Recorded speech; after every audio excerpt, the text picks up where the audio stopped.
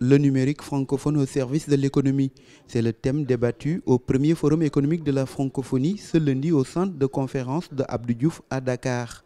Pour les francophones, le numérique est un nouveau créneau sur lequel il est nécessaire de se positionner. Le français, sixième langue, ne représente que 5% des contenus sur Internet.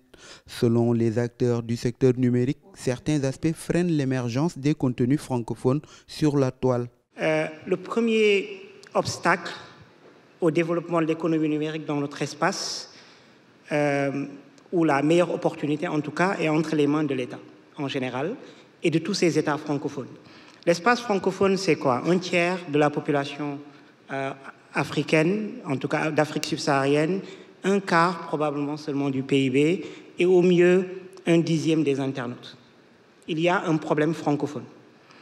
Et notre perception, c'est que les États comprennent le secteur de l'économie numérique de manière limitée, souvent aux télécoms. La place, disons, du français sur la toile est extrêmement moindre en raison de la prééminence de la langue anglaise et surtout, de l'importance du marché des entreprises américaines comme Google, Facebook, Twitter, YouTube, qui s'arrogent la plus grosse part des ressources générées par l'économie numérique. Face à cette concurrence qui s'avère rude, il est nécessaire d'adopter de nouveaux contenus pour favoriser le développement du numérique dans l'espace francophone.